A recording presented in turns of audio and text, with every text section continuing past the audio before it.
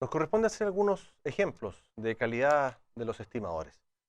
En el primer ejemplo vamos a considerar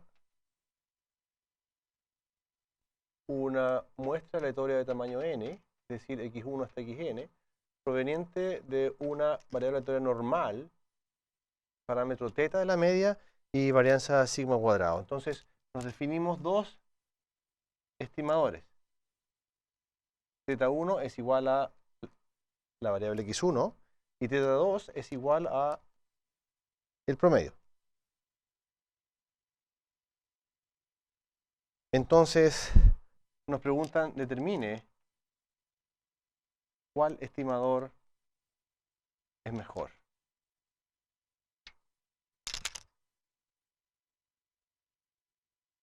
Eso nos piden.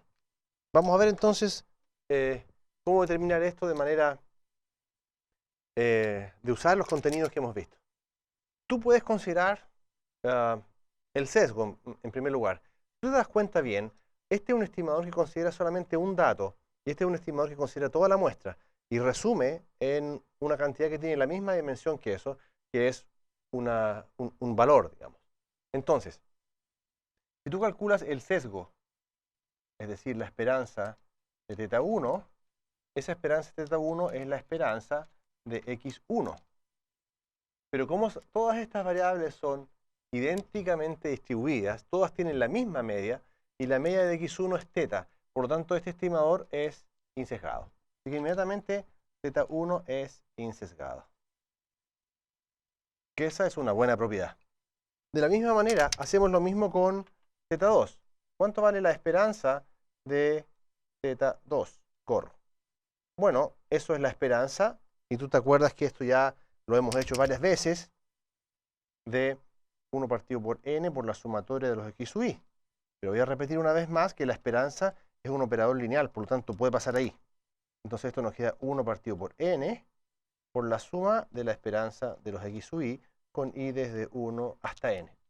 Entonces, de nuevo, la esperanza de los x sub i para todas las variables es teta. Así es que eso es 1 partido por n, pero esto es una constante, ¿te das cuenta? Te va a quedar 1 partido por n por la suma de igual 1 hasta n de teta. Entonces, como esta variable no depende de ese índice, eso te va a quedar n veces teta, porque está sumando. Entonces se cancelan esas n y te queda que eso en efecto es teta. Por lo tanto, también el estimador teta2 es insesgado. Y esa es una buena propiedad. Entonces ahora, para continuar, lo que tú quieres ver es una medida de la precisión. Ya sabes que ambos estimadores en promedio están sobre el verdadero parámetro. Ahora quieres saber qué pasa con la varianza. Entonces tú podrías preguntarte qué pasa con la varianza, por ejemplo, de teta1.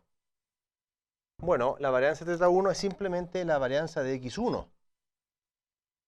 Por lo tanto, eso es, como todas las variables son i de, eso es simplemente sigma cuadrado. De la misma manera, te puedes preguntar cuánto es la varianza de teta2. Es decir, la varianza de teta2 GOR. Y eso es la varianza del promedio. Entonces, yo no sé si tú recuerdas que las constantes salen al cuadrado. Y esto, la varianza de la suma, es la suma de las varianzas solamente cuando las variables son i y d. Por lo tanto, esto es la suma de igual 1 hasta n de las varianzas de x sub i. Entonces, fíjate, esta varianza es la misma varianza que todas las variables, pues son todas i y d. Así que eso es 1 partido por n por, voy a poner la suma ahí, pero en realidad esto simplemente es sigma cuadrado, y es constante respecto al índice. Por lo tanto, esto es n veces sigma cuadrado. Así que te queda finalmente 1 partido por n cuadrado, por n por sigma cuadrado, y se cancela un n y te queda sigma cuadrado partido por n.